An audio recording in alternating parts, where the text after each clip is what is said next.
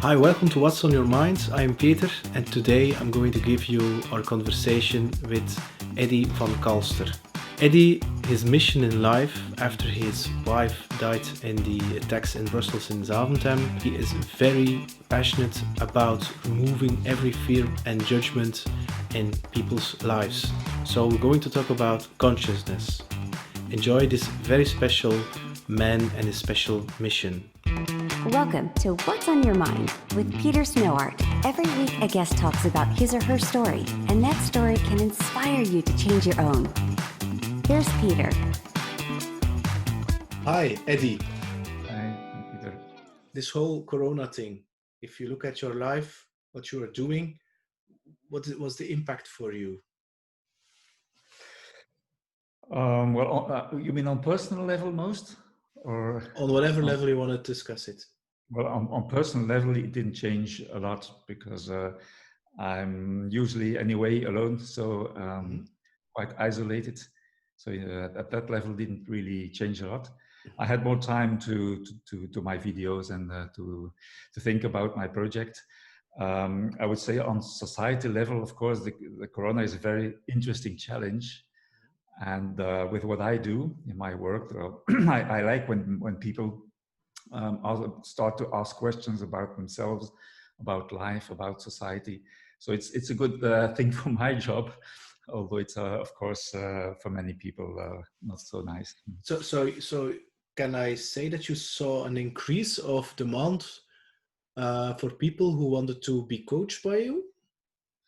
Yes, it's a kind of a strange phenomena. It's when the coronavirus was there, very active. It's not so active anymore, but when it was there were a lot of people questioning themselves. Now I have the impression they want to get into the old life again, and they want to do some concrete things and to pick up their life. And so at this moment, it's not really. I think there's not enough space for them. Yeah. But I think you also know that it will hit them again, not the coronavirus, but that we call it form of awareness or self-reflection that maybe they should look inside to transform and into another life. Maybe the pain was not that hard enough or something. I don't know. Now, if you call yourself a visionary teacher. Can you explain a little bit what that means to you? Yes, because when I started to teach, I realized that my vision was very different from the vision of many people. For example, I'm not commercial at all. I'm not doing coaching to have more money or to have more success. But my vision is really about bringing people together in a well understanding, greater awareness, kind of closeness to each other, kind of deeper approach to life situations. And together with that, I have a kind of vision. I see how it would be wonderful if people would do that. Yeah. And you said when you started teaching, when was that? Are we talking about 5 years ago, 10 years ago, 15 years ago? Well, strangely enough, I started to teach when I started as a dentist in 1984. 1984. Yeah. Okay. Because unavoidably people came to my practice and started to talk, and we talked more and more and more. And so at a certain moment, I received people for teaching. And that's how it grew with the years. Okay. And how did you know or feel that maybe that thing or that philosophy is inside of you? How did you discover that? I mean, well, I think I was born with it. Okay. And so from little child already, I was passionate by hypnosis. And then afterwards, I tried, to do some telekinesis. So I tried everything. What was not, let's say, normal. But mainstream. Normal Yeah, is what so is not normal? considered as very usually. Um, But and so when I ended when I started as a dentist, I read about Krishnamurti. You know no. Krishnamurti. So, and I recognized everything he said. I recognized that I felt this inside. So I went on with that philosophy and discovered other, let's say, wise people. And wasn't there when then? Why did you become dentist? Isn't I mean, this sounds like a life plan or a life mission. I mean, Absolutely. I cannot imagine that you were born to be a dentist. Allez. Well, yeah, it was really a plan. It's how it feels, and it still feels that yeah, I was thrown into earth with a very concrete plan from which I could not escape. Um, and it was so much planned that some people told me, you will do this, and afterwards you will do that, and it came all together. It came, yeah. But but then again, you became a dentist. Why couldn't you just focus 100% of your time on that plan? Or Well, I suppose I also had the need for a kind of processing. Okay. Because I learned a lot being dentist. I evolved to biological dentistry, if you want, so holistic dentistry, Yeah. homeopathy, Yes. phytotherapy, I did electroacupuncture. Mhm. And so I think I needed some schooling also, because now at this moment, my medical background is helping me. Okay. I'm kind But of a psychosomatologist also, you see. yes. Um, I'm going to ask you in a minute what that it is exactly, because I don't know that. I mean, but isn't, or in the past, isn't science completely the opposite of the things that you are being or doing?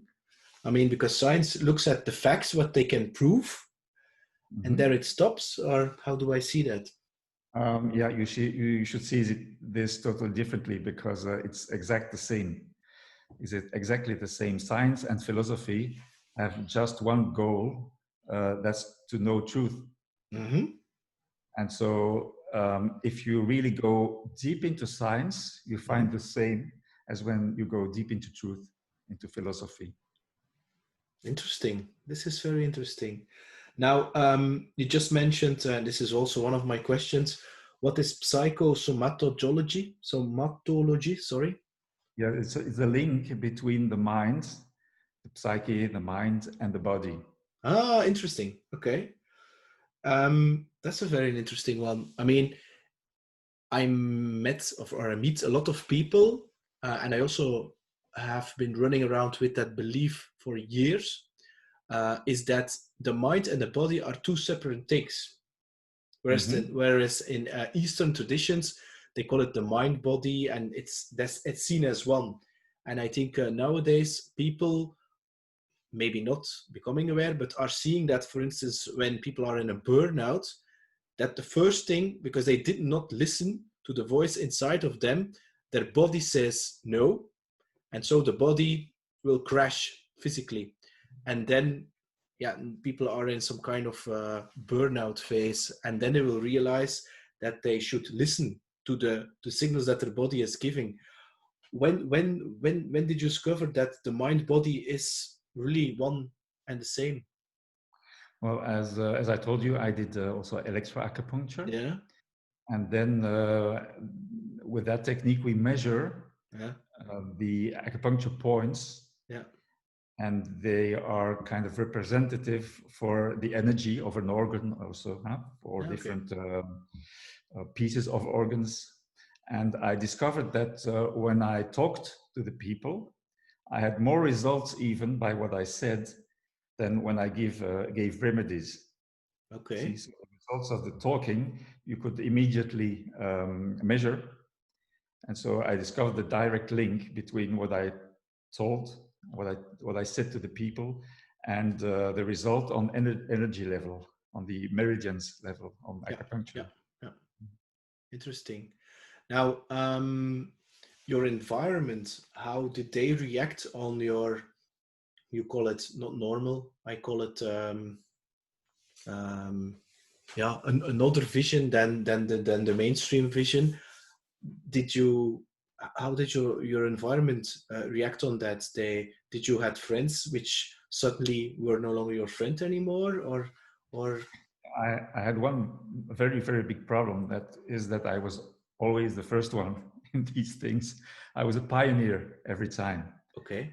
And so it took me, for everything that I did in the industry or in, let's say, psychosomatology, it took me years to be recognized.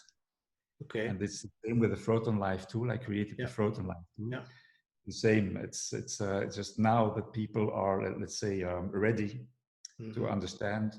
And with this virus coming up, people start to be more open. Okay. But it's true. I had to wait, and I had some, I had quite a lot of resistance. What is normal for something new. Yeah, I mean, in terms of the mind-body connection, can you go a little deeper on that? I mean, what are you exactly exploring or helping people with the psychosomatology? Yeah, so maybe it's easy to understand that tensions in life, they cost energy, and if they cost energy, they can make you lose energy in a very specific way on a specific place on your body. Yes. And if that stays for a long time, then the body gets ill, of course, because the specific organ doesn't have the necessary energy or apport of substance that it needs. And so I started to make a map of the relations between the body and the mind, and the body and the level of consciousness. And that's what I put on the Proton Life tool as a kind of visual help. Okay. And how does that, I mean, you speak about tensions. Tensions, for me, it sounds like obstacles or things which are blocked in your system, in your body. And that sounds for me like traumas from your childhood or traumatic experience that you had, which are stuck in your body. Is that yes? It's all form of conflicts, in fact. Tensions are brought by conflicts, and conflicts are brought, for example, by traumas. I know very well what it is because I myself had a very important trauma. And so you have also, like, when people argue or society problems, like you see now with what happens in America. And so all these are tensions, are conflicts. And conflicts cost energy to the body. When you're happy, then the body gets energy, it gets even some hormones, and you feel better, and you have more energy to do things, to get into action, and that makes everything better. Of course, it's a snowball effect. And it sounds to me very much like a body, and a body can also be multiple people representing an organism, which is also maybe a body, because we're all interconnected, like in an ecosystem. But it really resonates to me like when there are tensions, the body is in some kind of freeze modus. But when these blockages are removed, the water can flow, so the energy can flow through your body, which is like the optimal receiver, I would call it, the optimal, the real way of living, instead of holding on to all these traumas which we think are normal to us. The traumas or conflicts make that the mind is crystallized. Like a conditioning. Probably you know that word is an aspect or a thought or a conviction that is really crystallized. So for the one who is conditioned, it seems to be totally normal, and then you stick onto it, you cling to it, Yeah. and that makes even more tension. Yeah. If you could Yeah. relativate, then it gets more open. Yeah. You just mentioned the fact that you also had one important trauma. Can you ask you what that was? Yeah, of course. My wife died with a Yeah. terrorist attack in the airport of Brussels. I'm very sorry to hear that. I saw it on certain videos. Yeah. I was, yeah. And you also sung for your wife. I found that, yeah, it's amazing. But please go on. Yeah, I wanted to do this song and the talks that I had after to make people realize that there's a much bigger thing in life than just always argue and conflicts, and there is a way to go through it. It's not easy. I didn't have easy also. But it's for everyone. Also, it's a possibility for everyone. Everyone can get to something much bigger, even as a terrorist. So this means that every person is, in fact, a good person by nature. Well, if he is not a good person, it's just because he believes in some illusions, believes in conditionings that are taught. It's like like a story that is told, and you start to believe the story. But it's rarely true when thoughts become dominating. Yeah. Now that trauma of your wife, of course, that changed your life. It has a huge impact. But has it also, I wouldn't call it transformed you, made you look different at things, helped you on your mission, on your life plan? Because things don't happen coincidentally. Yeah, it's true that I believe in the fact that everything there is there for the soul to be helped. Although it can be very, very hard for the ego, and it is often, when it's not only in my case, but people die from cancer and from diseases or accidents, like in traffic, and it is life can be very hard. And for the ego, it's very, very difficult to understand that there can be something else, like kind of soul or common consciousness. You can touch and heal with it. Yeah. I was doing this work before already. I think it helped me a lot to go through this, but I wanted also to bring it outside more than ever, to share it with other people since the accident, since the attack. Okay, so that was a trigger to actually say, now it's time to come out in public. Now, I also saw that you have written a book, The Miracle of Yours. Miracle is yours. The Miracle is yours, excuse me. When was the year that you launched that book? Because there was not a lot of found about it. 2010. 2010, okay. And what triggered you to write that book? Well, in fact, with all that I learned as a dentist, afterwards electroacupuncturist, afterwards in the philosophy and psychology, I had suddenly like something that was coming into me, like I was ready to download something. And I said to my wife, I said, okay, let me 3 days. I feel I have to be isolated, and I went somewhere else, and things came into me, and I wrote them down. And in the end, after 3 days, I had the Photon Life tool. So I had this instrument that you see here. Yes, yeah, the pyramid. Yeah, the pyramid. Everything was written on it, like I downloaded it. And I didn't know what to do with it because I didn't know what it was. But afterwards, many people said, okay, you should bring it out. And then it was studied, and we did some research on it, and became what it is. So the Photon of Life is actually mentioned in the book, or is it because I cannot find the book is a guide to use it. Okay. With, of course, the philosophical background explained in it. Mm-hmm. Now, the photon of life, the pyramid, how does it work? I mean, somebody is coming with you that you don't know, and you feel that there is some kind of blockage on their body, or you see it because you're how do you call that term? Clairvoyant, helderziend or something, or you feel it, and then you point to that to the tool, to the photon of life tool, or how I does have that a work? transpersonal insight. I can see through the person. So it's a Okay. kind of transpersonal energy that I see.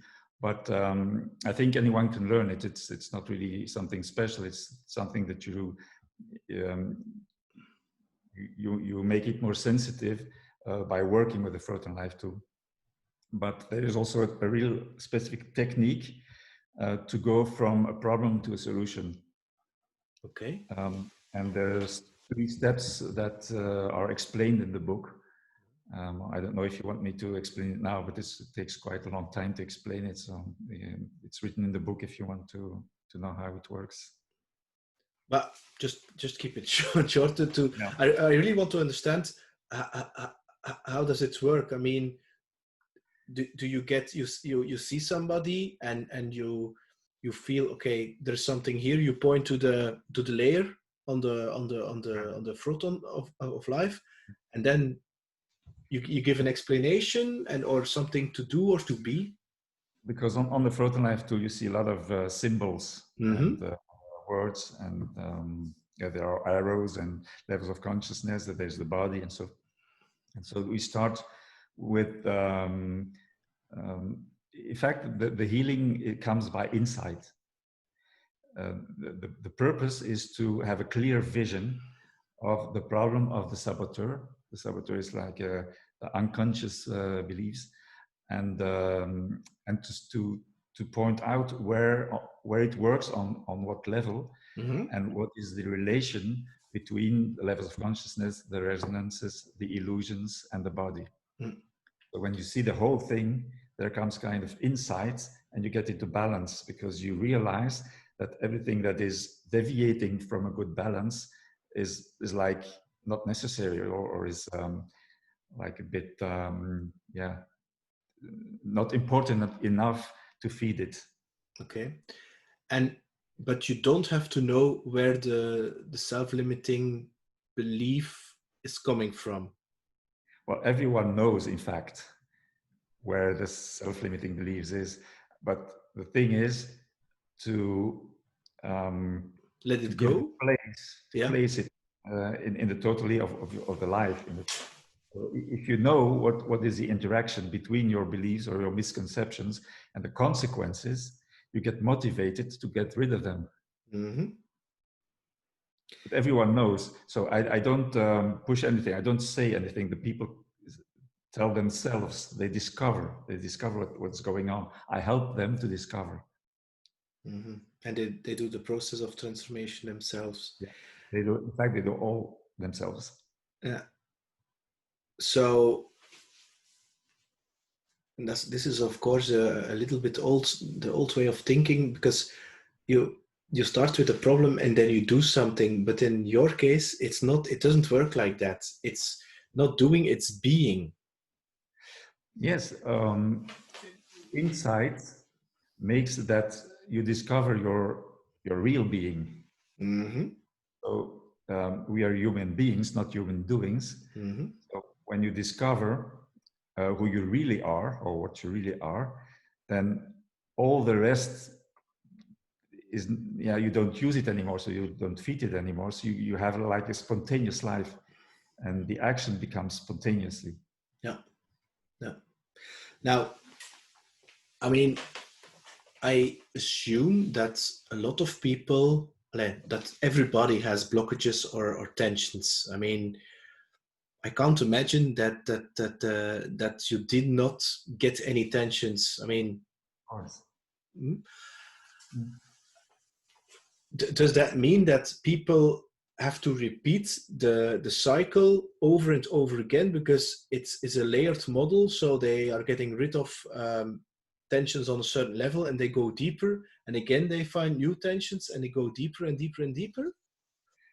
Yeah, that's a good point. But there is something also important to say, that when you heal an item through insight, it's because you understood the process of the mind, and the process of the unlearning, of the mind.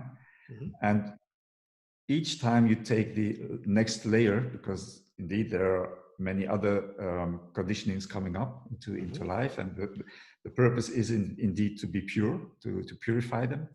Well, each time you get to the next layer, you can use the same principle. So it becomes more and more easy, goes more and more fast. Okay, yeah, I understand. Yeah, because the beginning is difficult. Afterwards, it's more easy. Once you get the trick, it gets more and more easy. Yeah, but because people tend to think that it's something you need to learn, but it's not to learn. It's something that you should that you let go, that you unlearn, like you just mentioned. Yeah. So it's not that you have to forget how you have to make a car or so, but I mean the psychological conditionings you have to unlearn. Interesting. And who are the people that this resonates most of, who are coming to you? The people that suffer. Okay. Can be anyone. It can be anyone. Usually because they have some sufferings, and they decided to get rid of it. That's the trigger. At a certain moment, you say, "Okay, I don't want this anymore."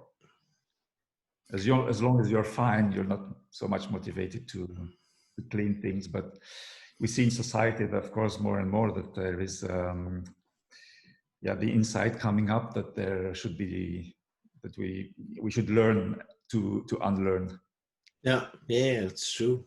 I think the biggest goal is to become who you really are, and to really find out who you really are, instead of some false identity of mental constructions that you have built through the years, of opinions and expectations of people, surroundings, school, teachers, parents, whatever. Yeah, we are programmed, and it's a nice thing that we have computers, so we can realize also that we are maybe programmed like a computer, and if it's the case, we should do something about it. So. That programming I learned from, who is it, Dr. Bruce Lipton or Joe Dispenza, that it's one of the two, that he explained that a child is actually downloading all the applications, the software between 0 and 8, something like that, and then his consciousness is closing, and then he's repeating the same patterns all over again. Yeah, it's not exactly the same patterns, because there are new conditionings coming. So it's not closed totally after 7 or 8 years. In fact, every 7 years there is kind of repetition. But we can also say that we incarnate during 21 years, so 3 times 7. See, that's also true. Can you explain that a little bit more? I don't understand that. Well, let's say that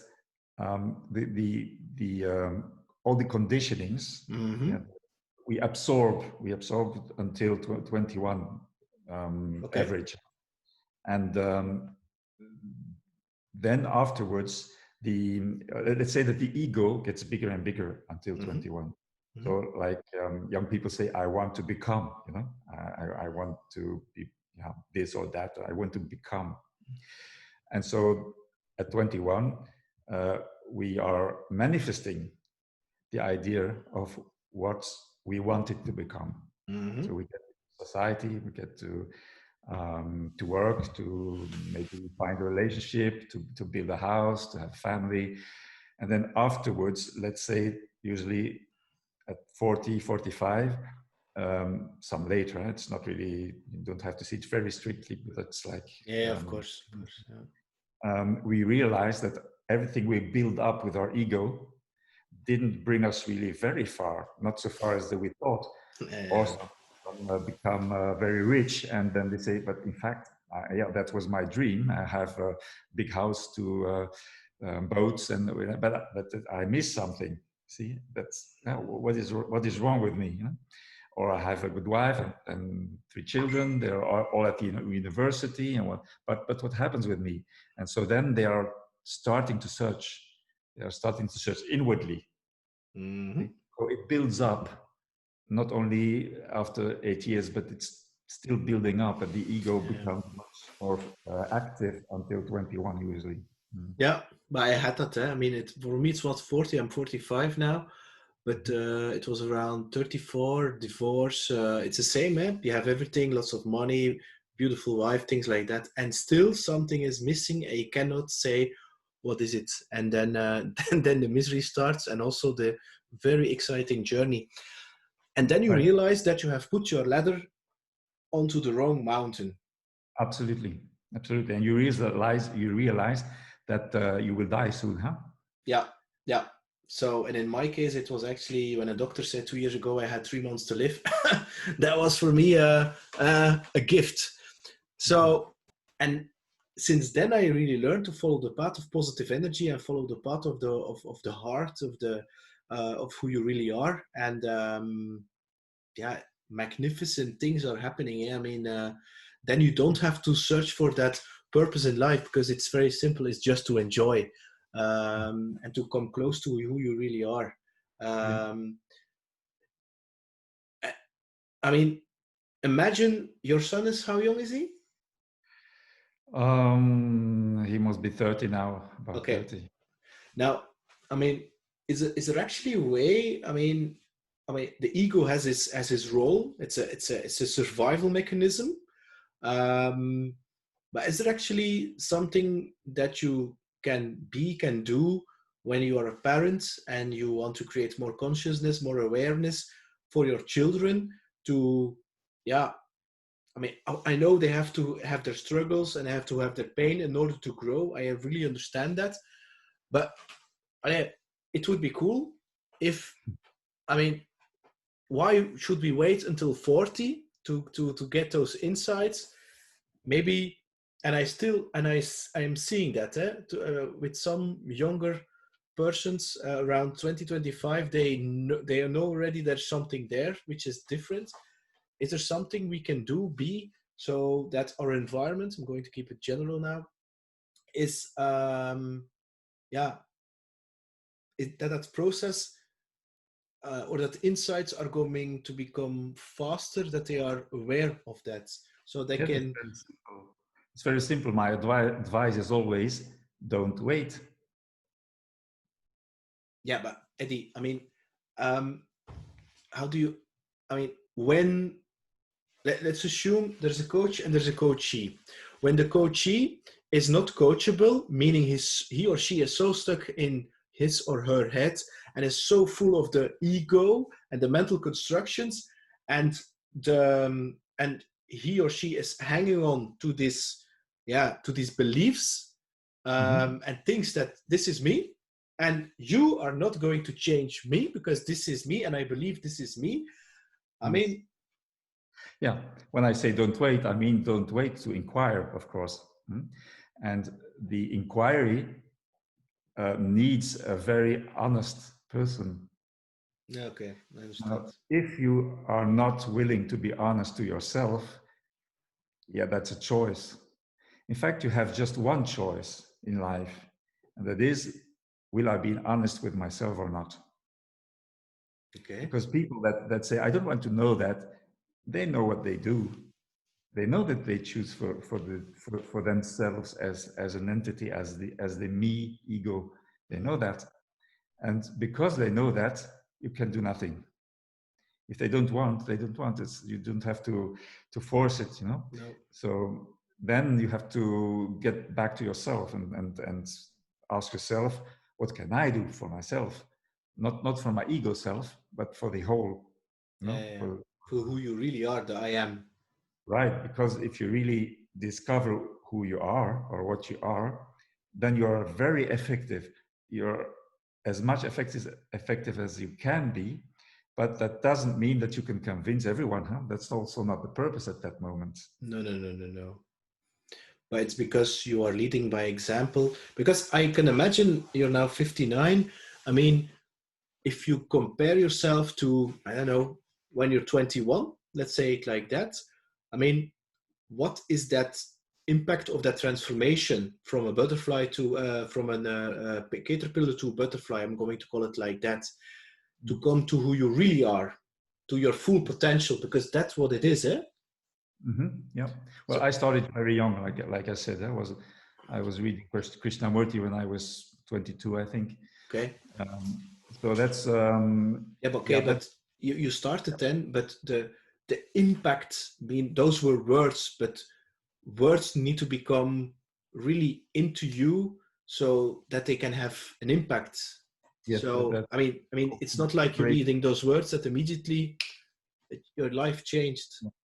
Yeah, that's integration. Huh? You need to integrate. Even you need to embody. You know, because first there are the words, indeed. Now you know as good as I do that some people just turn around.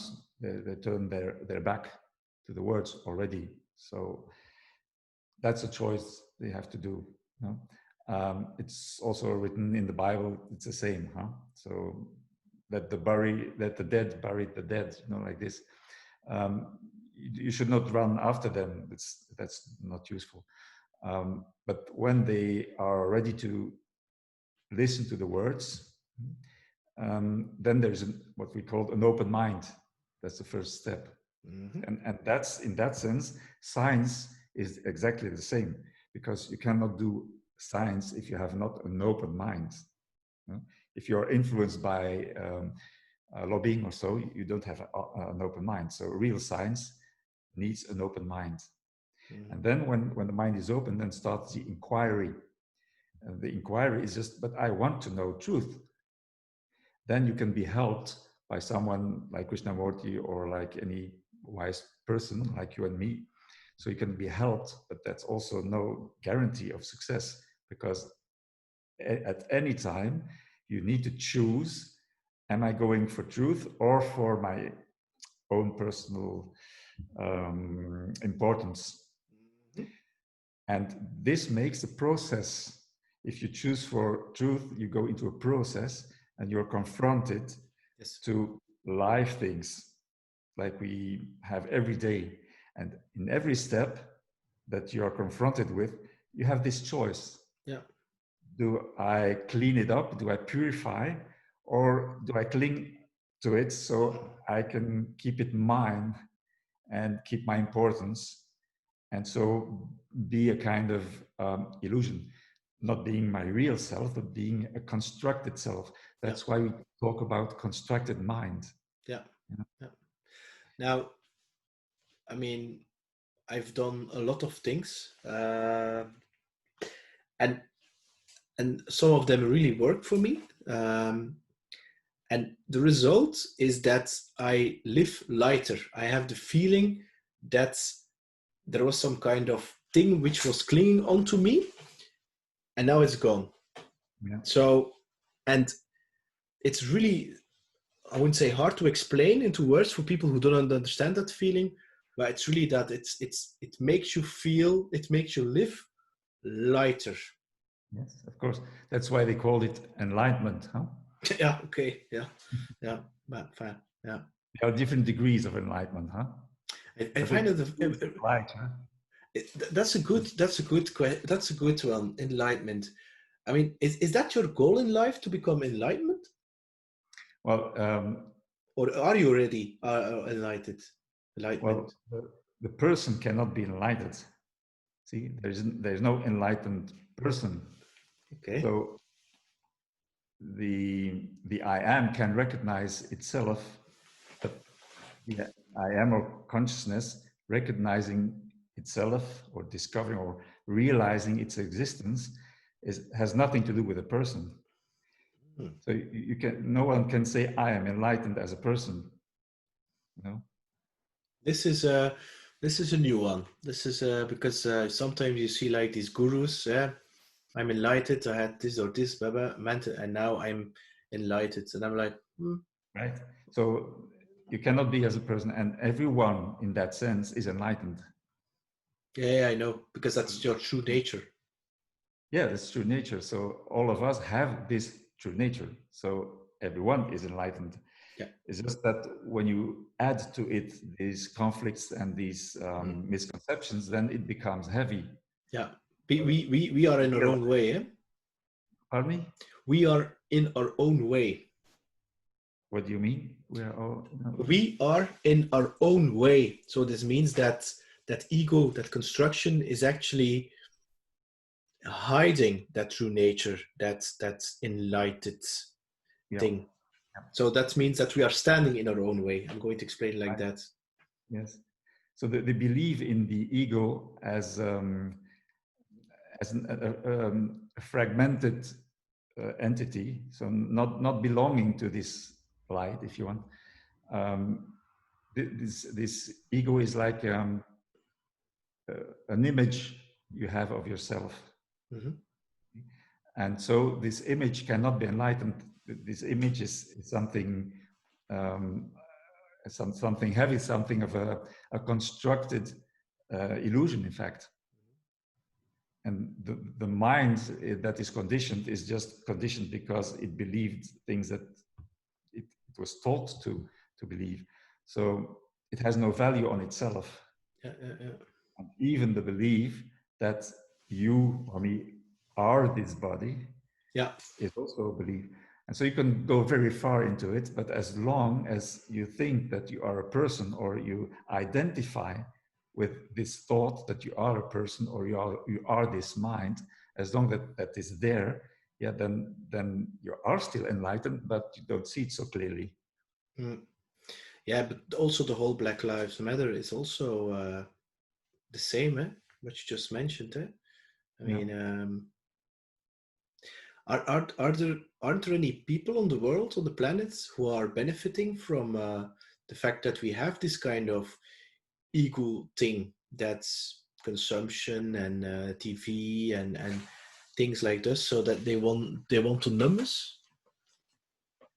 I think I don't know if the answer will be okay for a question, but everything is there for you. Everything is there for you. Can you explain? Yeah. So because everything you see is your own creation, Yes. it's the mirror for you to Yes. help you to see what your imagined world is. So it helps you to see where you can process to be a life of more light, if you want. Yeah. Everything that you see is there to help you to see your ego, to see the image of who you think you are, and to be conscious of this. See? And this is the thing where we are fooling ourselves, thinking that if we change the outside, that the inside will be happy. That's the thing that they want us to believe that, but it's just that other way around. Yes. When you Don't live look like for happiness outside. Don't look for happiness outside, because it's the same as you are already. So if you look inside, then the outside will adapt, this law of attraction. That's why, I mean, people don't have to wait until they die for heaven. Heaven is inside you. Right? Bring heaven to earth. Yeah. Interesting. Now, I mean, what is then your plan? You want to touch as many people, as many hearts as you can, in order to help them transform, to get rid of their pain, in order to create more consciousness? It happens just spontaneously, so it's not something that I want. It's something that happens, and I think it's a nice thing to do, as we do today. It just happened, you know. Mm-hmm. And going back to that ego again, I mean, you still have an ego. Yeah. But you are aware of it, that it's your servant. You are not run by your ego, correct? right? So the ego is not a dirty word, huh? No, I know. It's the insight of what it exactly is, because we are all conditioned. It's not possible not to be conditioned, no? But it's like getting to work with it in a way that it doesn't make you important. Yeah. It gets no value. You have to work with things, you know. Yeah, if you get into a pattern and you get identified with this ego, you're not free. So it's like the ego is seen every second, if you want, and because it's seen as something that is in fact an illusion. An illusion is something that exists if you make it exist. It's like it becomes like something funny, you know. Yeah, and it's like a child, who is playing and who wants his toy, and yeah, it's a child. Then you say, oh, it's a child, and I see my ego as my child, so it lets me do things that I if I would follow it, I would like, this is something stupid. But this also means that a lot of people identify their ego with who they are. But you are in a phase, you realize that there is some kind of observant in you which is looking to the ego, to that child. Yes, let's say there are 3 steps. In fact, if you want to make it until the end, I would say. But what is the end? Is that at the end of a life, or what is it? The end is that there is no questioning anymore, or no seeking anymore, or no processing anymore. Is that possible? Yes. Yes. And are you in that phase right now? Let's say that it's easy to get into it, and because it's so easy, it doesn't play anymore if it's not there or if it's there. Yeah, that's a good one. Yes, a very good one. That was an ego question. That's a good one. Yeah, because you cannot condemn the ego, because who is condemning the ego? Nothing else than the ego. So it's as if it's there, but it turns around and kills itself all the time. You see, it is there, but it's not there. It's like the duality. The duality is there, but it lives in the non-duality. Yeah. See? That's a good one. That's a good one. Are there any, if you would go back in time and you would meet Eddy when he was 18, what would you advise to him? I would say, don't worry. Because you are already okay, you are already there. There's nothing to achieve, there's nothing to gain, there's nothing to become. So don't worry. That's good advice. But be pure. Sorry? Pure. But be pure. Pure. So be pure. So be attentive. Be attentive to who you are. Be attentive to what you call the image of yourself. So relativate. Yeah. Be pure. But don't worry. Because worrying is also not to be pure, of course, because then when you worry, you want to change, you want to become, you want to get bigger, you want to have reserve, money reserve, you want to have image for the future. So, all those kind of things. But again, that's a limiting belief. That scarcity, that's fear of the future. And fear is again that ego thing, which is working, of course, always wanting more. Thinking it's like the carrot holding in front of you and thinking if you get the carrot you will be happy, but the carrot is always in front of you. Yeah, because the future is an image. If you think that you will become happy, then of course it's just an image, and you're not happy because you want something else. And also, as soon as you define happiness, you cannot get it because it is defined. Yeah. And the happiness is just in the no time. Yeah, indeed. Indeed. It's in the here and now. And that, for me, that concept to get that, it's so simple, but at the same time, when you're used not living like that, because I always was living or in the past or in the future. Mm-hmm. But it just doesn't exist. Well, you cannot live in the past and you cannot live in the future. There is only the now, but the mind can live in the past, or can invent, can imagine the past, or can imagine the future, but you cannot live in it. It's impossible.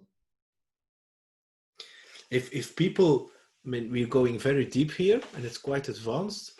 If people just starting to scratching the surface, what can you recommend to start? I mean, is it like, I don't know, check out Eckhart Tolle. I just listened to a podcast this evening from him and Russell Brand, which is a very strange combination.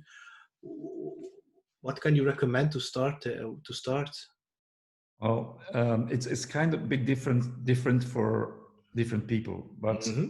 generally, I would say search for the right values,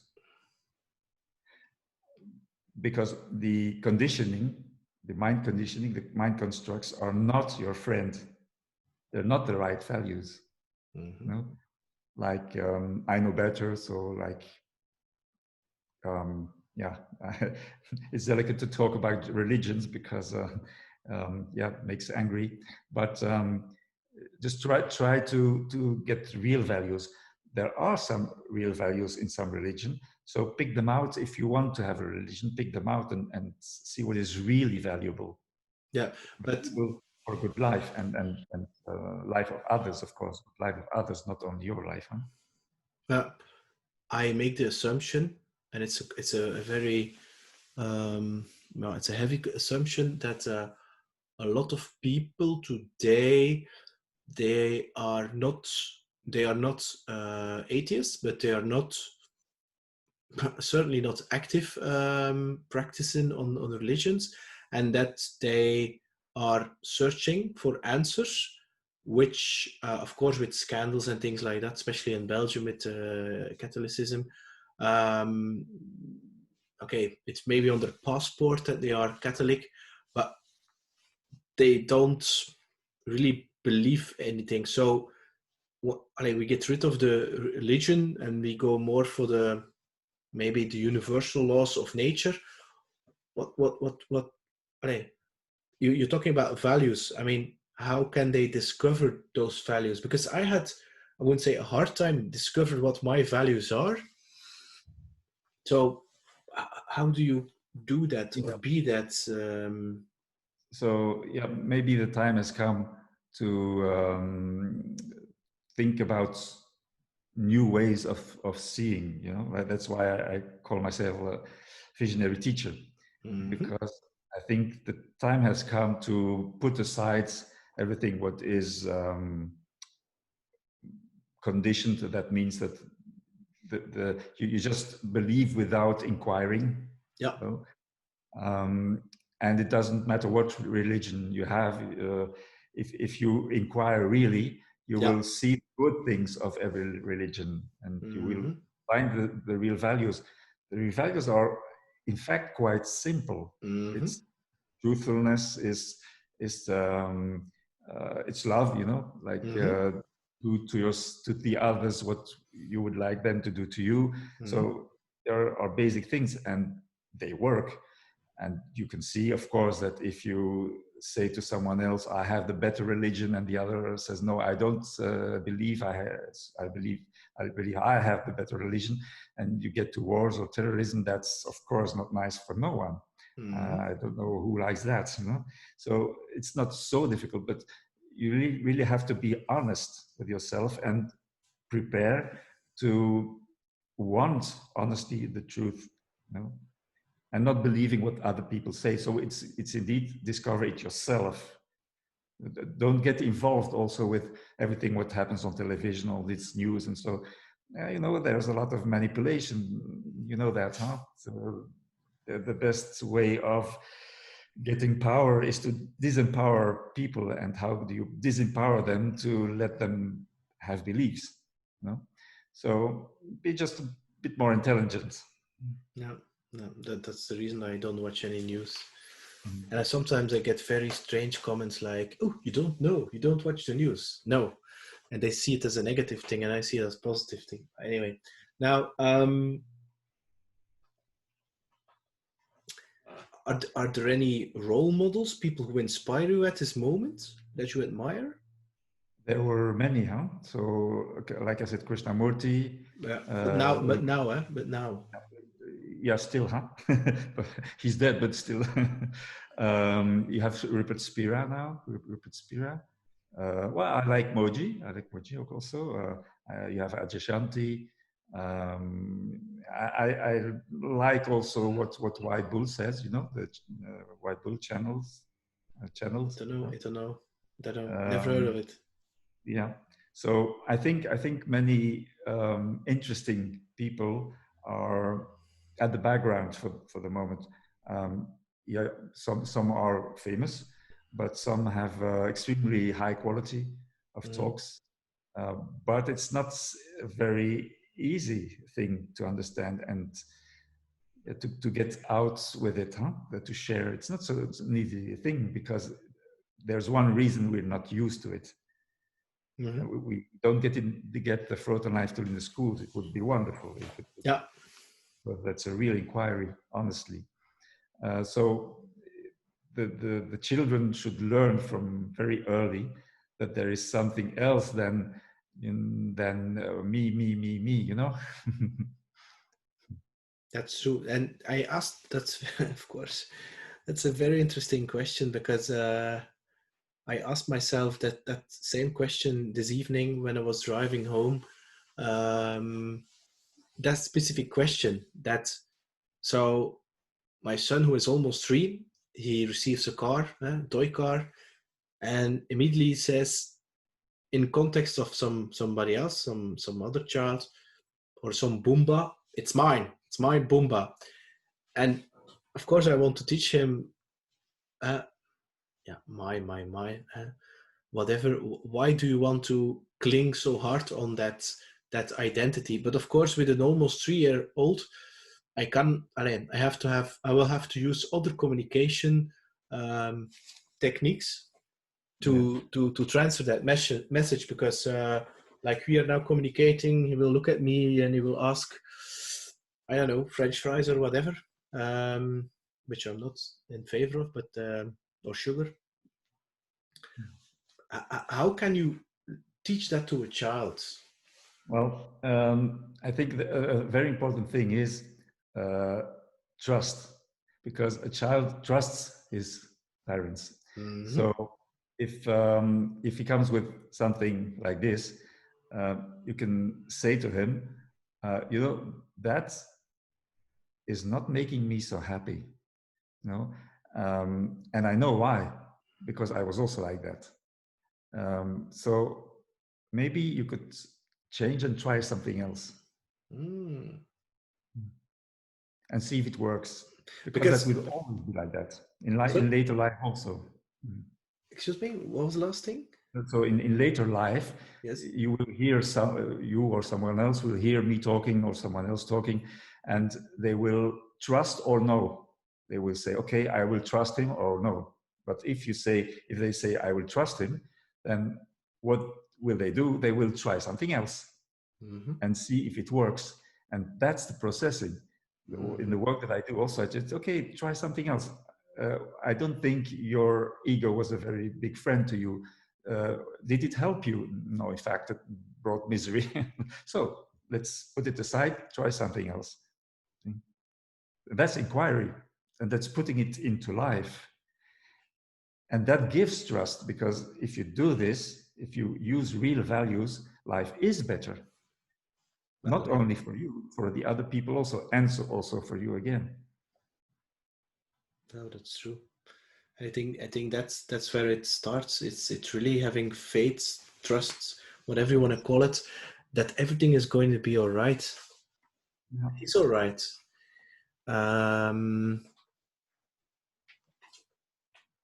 Is there something else you want to share, Eddy, that we did not touch upon? Well, I think we went very deep, huh? That was my intention. I mean, I don't like the superficial dabbling thing, so I wanted to go deep. I really wanted to understand it. I Maybe it's understand. interesting to talk really concretely about what is happening now, because I don't know if you feel this, but it's like there is a higher vibration on Earth. Mm-hmm. And this high vibration makes that the challenge is bigger because people, if they want or not, they feel this high vibration. Yes. That's why they get very much in anger or in emotions or whatever. And this is an ideal mirror. Yeah. You know? And then the choice is so important for every one of us. What you do with this higher vibration and with this bigger challenge. Because if we go on in our ego, the ego will be much stronger because the vibration is so strong. And we'll get hell onto Earth. On the contrary, we will destroy ourselves. We are already destroying Earth in a way. You see, if you see what's happening, and so we will attract also diseases. In a way, you can discuss endlessly about how the virus came into existence, but the law of attraction is there. And so if we, as a common species like humankind, if we go on like this, like we do for a long time already, and we see that we are destroying the planet and we go on, then we'll get hell into Earth. Yep. And so it's so important for us now, for every one of us, to feel this high vibration, to recognize it, and to make the right choice. Yeah. Okay, I'll get heaven into Earth. And no one can do this for them. No. Everyone has to do it for themselves. And I think there will come a shift, and then, life could be hard for many people. So yeah. I want to work for that. Yeah, that's true. And it's really about that making a choice consciously. Yeah. You cannot do it unconsciously. That's what we're there for. Like the talks we do. I needed help also, huh? Yeah. Because I also was conditioned. Everybody, yeah. I mean, I see it as a journey and as a destination. I see that as the fun part. I really see it as how hard it is. I see it as the fun part because, tomorrow, and this is what I think the biggest lesson of COVID is tomorrow it can be over. Mm-hmm. So you have the choice, or the decision will be made for you. Yeah. Anyway, we have to be attentive to ourselves and to see what we are really doing. Just not do and doing and not inquire. And like we said in the beginning, we are human beings. So let's just be human. If we talk about values, just let us be human. No one wants to cut the throat of another person if the person is human. No. That's not part of us. It comes by conditioning, it comes by tensions, but it's not natural. We're not made for that. That's it. We're not made for that. That's it. That's it. We're made for happiness and joyfulness. Yeah, and it's the same. It's the same that one flower is not looking at the other flower to compare himself and to see you're getting the light from the sun. No, it's he's just being there and shining there. And right. Eddy, I want to thank you for the very deep conversation. I had fun. I learned a lot. I hope you too. Yes, absolutely. Yeah, it was a lot of fun. That's why I do this essentially. It's a lot of fun, huh? I'm going to put all the how do you say that? All the links where people can find you. I wish you all the best, very good luck, and I'm pretty sure that our roads will cross again. Yeah, I wish so.